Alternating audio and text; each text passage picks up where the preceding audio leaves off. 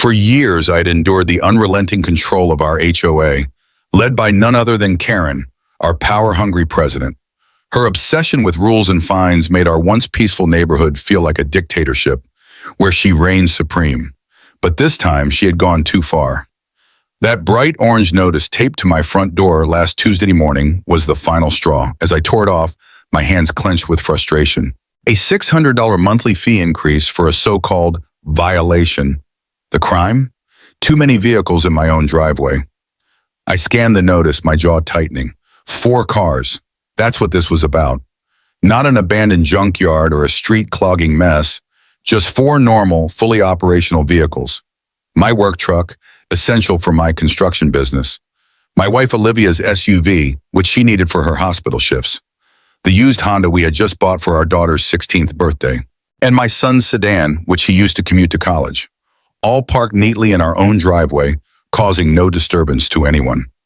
I let out a slow breath and glanced out the kitchen window, just in time to see Karen marching down the sidewalk, her pink clipboard clutched in her hands.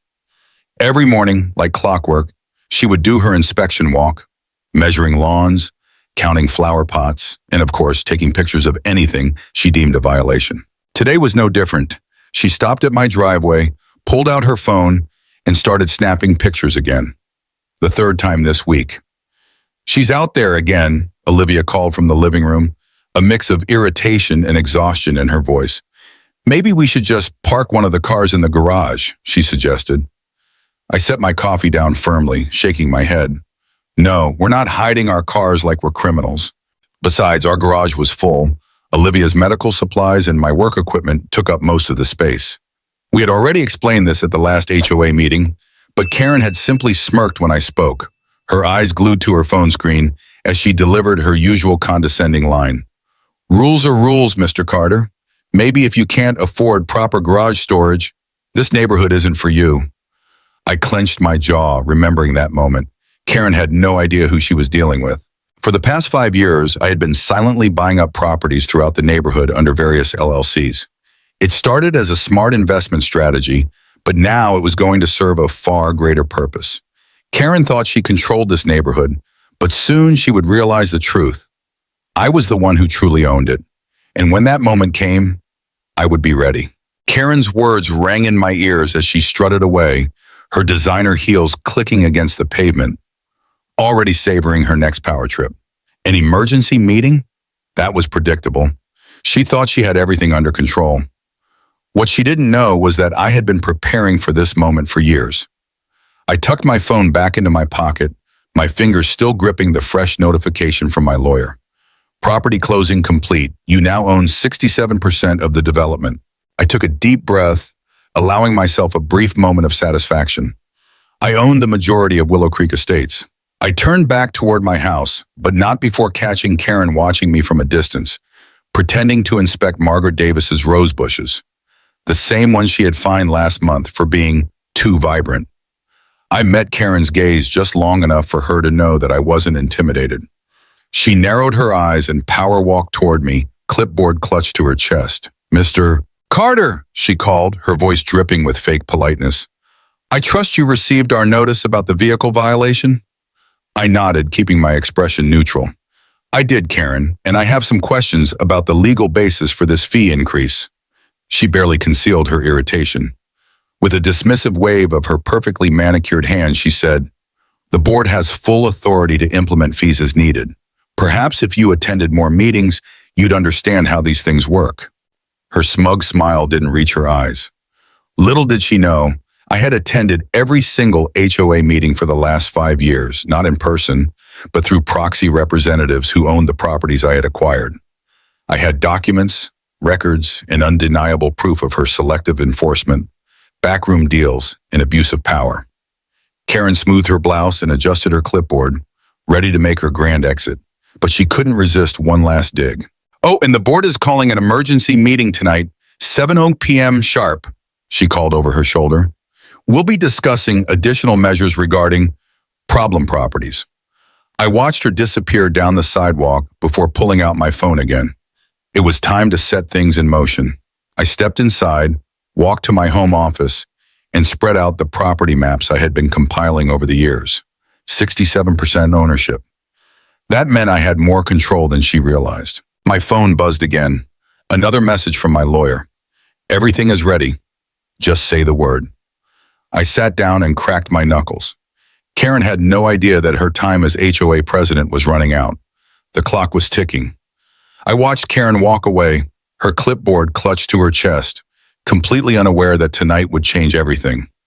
My daughter's car pulled into the driveway, and out of the corner of my eye, I saw Karen pause, pull out her phone, and snap more pictures. My blood boiled, but I forced myself to stay calm.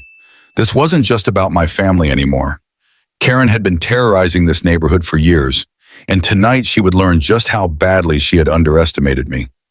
Pulling out my phone, I quickly texted my lawyer. Time to prepare those documents. Karen's making her move tonight. I stepped inside and headed straight for my home office. Spreading out the property maps I had been compiling for years, I carefully reviewed each lot, highlighted and coded, representing 5 years of careful planning. Every property I owned, every HOA meeting I had monitored through my representatives, every violation notice Karen had issued unfairly. It was all laid out before me. My phone rang, pulling me from my thoughts. Margaret Davis, my elderly neighbor, was crying on the other end of the line. Another violation notice. This time for having a bird feeder that Karen deemed too distracting to the neighborhood aesthetic. I clenched my jaw as she sobbed, her voice trembling. I just don't understand, Ethan. Why does she keep doing this? I glanced at the framed photo on my wall, my father standing proudly in front of his first home. An HOA forced him to sell at a loss 20 years ago after harassing him with endless fines and fees. He had always told me, fight smart, not angry. I looked at my watch. 6 hours until the meeting. Karen wanted to play hardball over a few cars in a driveway? She had no idea what was coming. The community center was packed when I walked in. Every seat was filled, neighbors shoulder to shoulder, whispering among themselves. Tension hung thick in the air. Karen had really outdone herself this time. At the front of the room, she tapped her sparkly pink gavel against the podium, commanding attention. Let's begin, she announced, her tone dripping with authority. Behind her, a projector screen lit up with a slideshow displaying professionally taken photos of my driveway. She had hired a photographer to capture different angles, manipulating the perspective to make it look like my 4 cars clogged the entire street, like my property had turned into some illegal used car lot. Gasps rippled through the front row, the same loyal followers who never seemed to get fined for their own infractions. Karen smiled triumphantly, as if she had already won. She had no idea her reign was about to end. Karen stood at the podium, her sparkly pink gavel gleaming under the fluorescent lights. She had intentionally scheduled this emergency meeting on a Tuesday evening, knowing that most working families wouldn't be able to attend. But I had planned for this. I sat quietly in the back row, watching her put on her usual performance. As you can see from these professional photographs, Karen began, clicking through her PowerPoint presentation, Mr. Carter's property has essentially become a used car lot. Gasps came from her loyal followers in the front row, the same ones whose Christmas decorations stayed up until March without receiving a single fine. I glanced around the room, taking note of the displeased expressions from other neighbors. Margaret Davis, my elderly neighbor, rolled her eyes. She had been fined last month for having her grandson's car in her driveway while he was helping her fix a leak in the roof. Across the room, Henry Liu, the high school science teacher, furiously jotted down notes. He had received a violation notice after parking his car an inch over his driveway line during a snowstorm. Karen's selective enforcement was no secret. Just about everyone here had felt her wrath at some point. Karen clicked to the next slide, zooming in on my daughter's car. This vehicle has remained parked in the same spot for over 48 hours, she declared dramatically. Of course, she failed to mention that my daughter was home from college for the weekend. The meeting dragged on as Karen continued presenting her so-called evidence, charts, graphs, and anonymous complaints which were probably written by her friends. She even pulled up weather reports, suggesting that my cars were responsible for creating excessive snowdrifts on the street. Then Karen did something that made the entire room shift uncomfortably. She pulled out a thick binder and flipped it open dramatically. I have personally documented every instance of vehicles entering and leaving Mr. Carter's property for the past 3 months. My eyebrows shot up. She had been tracking my family's movements. I glanced around and saw several neighbors shift uneasily in their seats. Some muttered to each other, their expressions turning from amusement to concern. That's when Sophia Reed, my next-door neighbor, finally had enough. She stood up abruptly, her voice sharp with disbelief. "Karen, isn't this a bit excessive?" Karen's smug expression faltered for the first time. She had no idea that her night was about to take a very unexpected turn. Sophia Reed's voice rang through the room. "Karen, isn't this a bit excessive? They're just regular cars in a regular driveway." Karen's smug expression twisted into a scowl as she snapped, "You're out of order. You haven't been recognized by the chair." Her voice was sharp, filled with frustration. Across the room, her husband, Richard Whitmore, sprang into action, distributing neatly printed copies of a newly proposed bylaw. I took one and scanned it quickly, my anger simmering beneath the surface. The new rule would limit each household to only 2 vehicles and require all cars to be parked inside garages. A blatant power grab that was clearly designed to target me. The absurdity of it almost made me laugh. Almost. Karen tapped her gavel twice. "We will now vote on the new vehicle restrictions and fee increase," she announced, not even bothering to allow discussion. That was my cue. I stood up slowly, adjusting my tie. "Point of order, Madam President," I said firmly. Karen's eyes narrowed behind her reading glasses. "You're not recognized, Mr. Carter." "Actually," I countered, pulling out a thick folder. "According to HOA Bylaw Section 73, any property owner may raise a point of order regarding voting procedures." The room fell silent. I saw Karen's manicured fingers tighten around the podium as she realized she had no choice but to let me speak.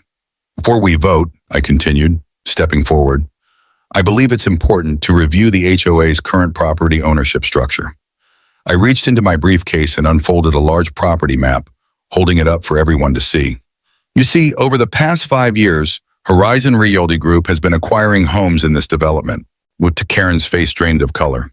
As CEO of Horizon Realty Group, I continued, I thought it might interest everyone to know exactly who owns the majority of this HOA. Murmurs swept through the room. Phones came out, cameras recording every moment. I met Karen's stunned gaze. "But perhaps," I added, smiling, "we should discuss that after reviewing these questionable surveillance activities you've been conducting." Karen gripped the podium, her hands trembling. For the first time, she looked afraid. I held up the stack of property deeds, my voice steady and deliberate. "And what's most interesting," I said, letting the weight of my words sink in, "is that through my company, Horizon Realty Group, I now own 67% of the homes in this development." A hush fell over the room. Karen's face turned ghostly pale. "That makes me the majority owner of this HOA." The realization hit her like a freight train. Karen jumped up so fast that her chair toppled over, the loud clatter echoing through the room. "You can't do that," she shrieked, her voice climbing into an unnatural pitch. "It's not allowed." I let the silence linger for a moment before replying calmly. "Actually, I can. 3 different law firms have reviewed everything. It's completely legal." I reached into my briefcase and pulled out another thick folder, setting it down with a satisfying thud. I also have signed complaints from 32 residents, documenting harassment, selective enforcement, and suspicious fees. The room erupted. Margaret Davis stood up, her voice trembling with emotion. "Last winter," she said, her eyes filled with tears, "they fined me $200 for not shoveling my walkway fast enough. I was in the hospital with pneumonia." A wave of voices rose up as neighbor after neighbor stood to share their own stories. Karen banged her gavel furiously, trying to silence the uproar, but no one was listening to her anymore. I raised my voice above the noise. "I move to dissolve the current HOA board," I declared. "We'll hold new elections, with term limits and clear conflict of interest policies. No more 3 a.m. grass measurements.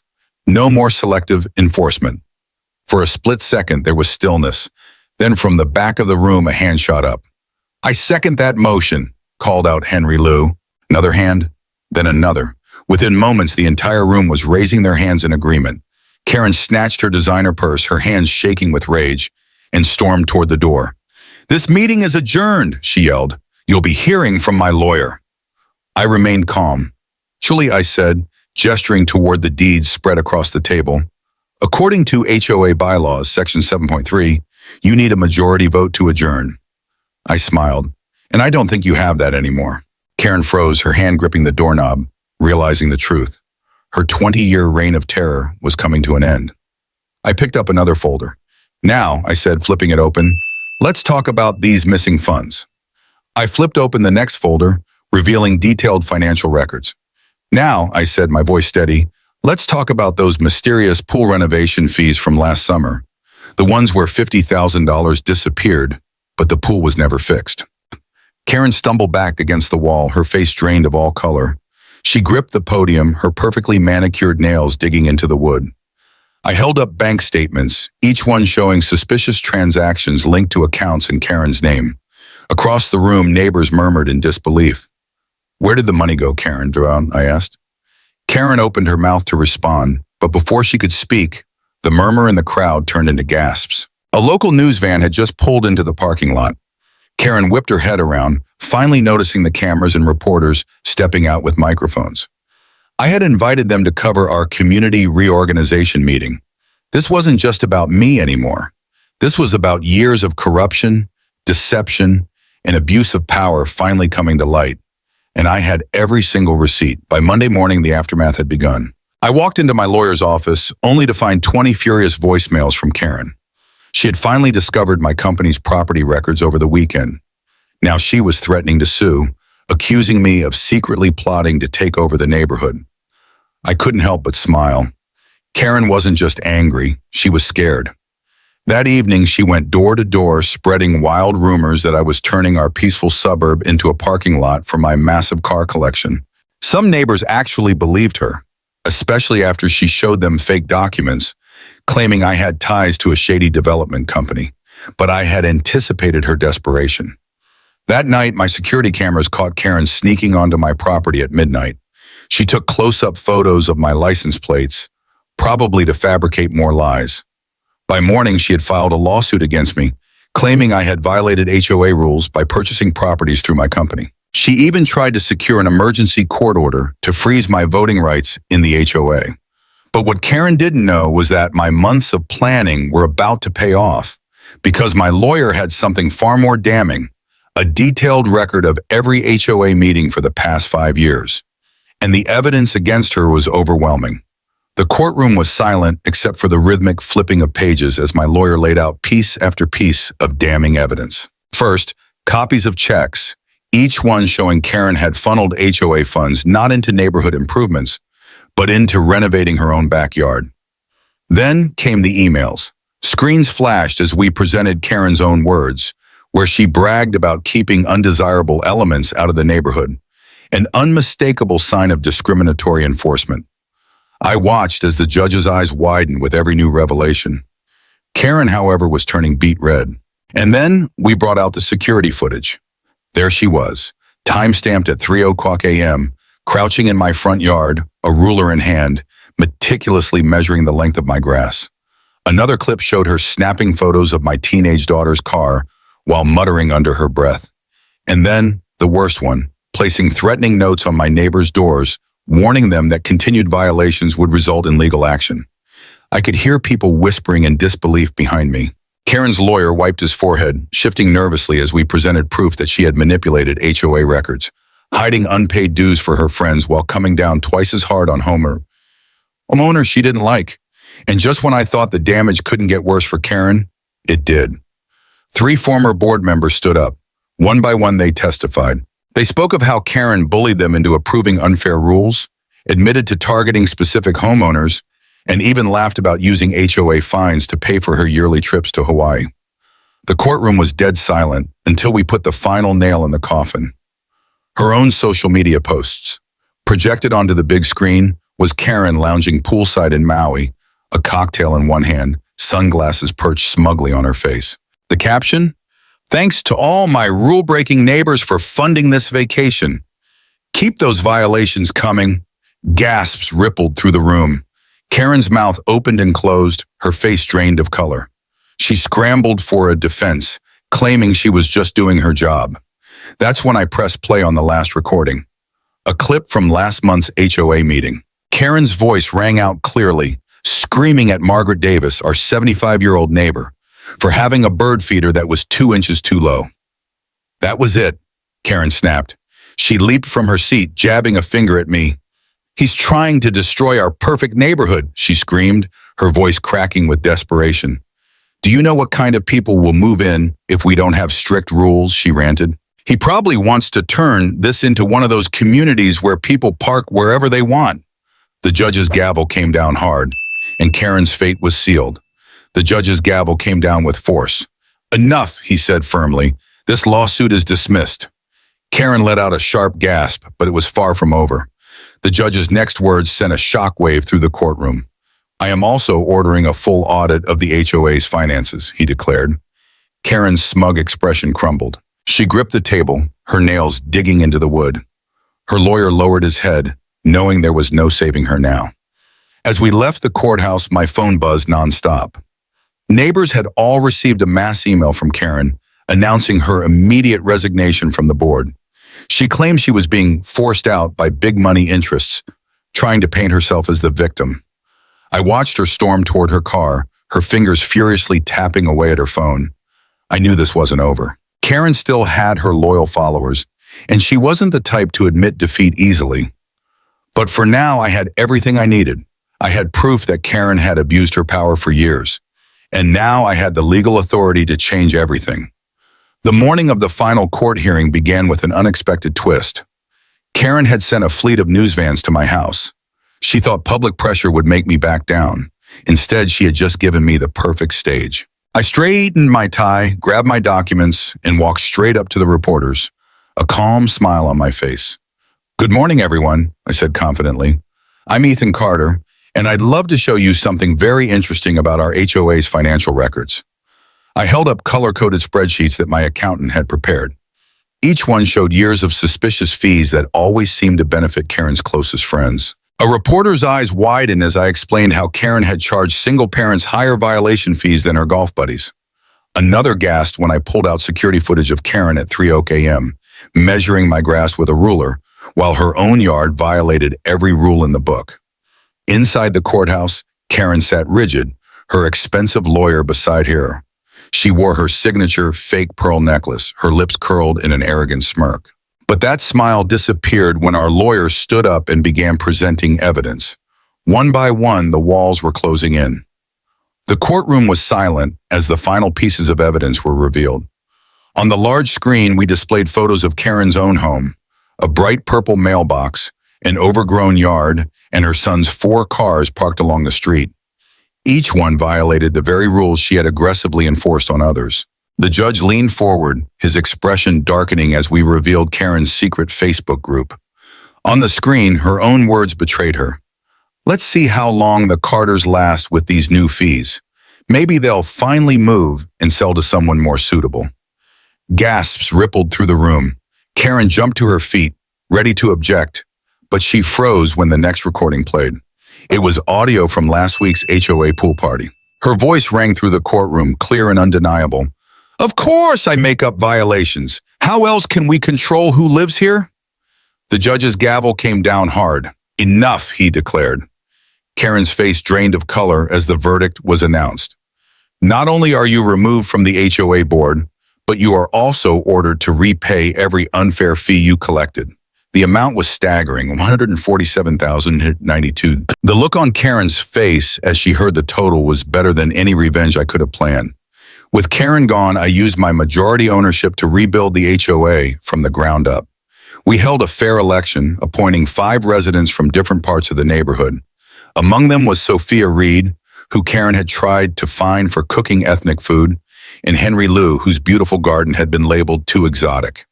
Change came fast. Kids could finally play basketball in their driveways. Gardens could grow vegetables, not just flowers. And yes, families could park more than 2 cars as long as they fit in their own driveway. 3 weeks later, I watched Karen's moving truck pull up. She had sent a final letter to the neighborhood, claiming she was moving to a better community with higher standards. Nobody missed the parking ticket from her new HOA, stuck to her windshield as she drove away.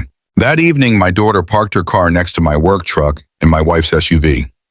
Together, we put up a new sign, one the entire neighborhood had voted on. Welcome to Carter Hills, where good neighbors make great communities. The next morning, I got an unexpected call. A TV producer had seen the news coverage and wanted to make a documentary about how we had transformed our HOA. As I looked outside, I saw kids playing freely in their yards, neighbors chatting over garden fences, and a sense of peace that had been missing for years. I smiled, imagining Karen sitting in her new neighborhood, fuming over the fact that our property values had increased by 15% in just the first month after her departure.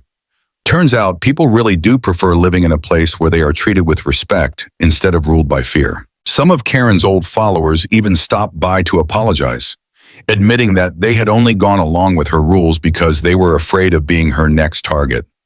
Now, we still had an HOA, but it actually served the community instead of policing it.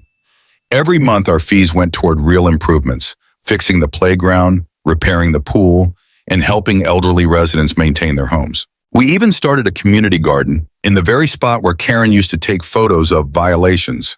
As I filed away the last of the court documents, my phone buzzed with a text. It was from Karen's new neighborhood watch group. They were asking for advice on how to deal with their own power-hungry HOA president. I leaned back in my chair, shaking my head, because sometimes the best revenge isn't revenge at all. It's teaching others how to stand up for themselves. This story is more than just a tale of defeating a corrupt HOA president. It's a lesson in standing up against abuse of power, playing the long game, and taking control of your own community. For years, Karen ruled through fear, intimidation, and manipulation, using HOA rules not to maintain a better neighborhood, but to control and punish people she personally disliked. Her downfall was a reminder that no one is untouchable when people come together and challenge unfair authority. One of the biggest takeaways from this story is that knowledge is power. Ethan didn't just react in anger. He planned, documented, and built his case carefully. Instead of fighting fire with fire, he used facts, legal strategy, and patience to dismantle Karen's control in a way that couldn't be undone. This proves that when faced with injustice, the best way to fight back is to arm yourself with information and act strategically rather than emotionally. Another key lesson is that true leadership isn't about control, it's about service. When Ethan took over the HOA, he transformed it into something that actually benefited the community instead of policing it. This reflects a crucial truth in life. When power is used correctly, it uplifts people instead of oppressing them. Finally, the best revenge isn't always about destroying your enemy, it's about creating something better. Karen left, but the neighborhood thrived without her. Respect, fairness, and actual improvements replace fear and corruption. This proves that lasting change comes not from tearing things down, but from building something stronger in its place.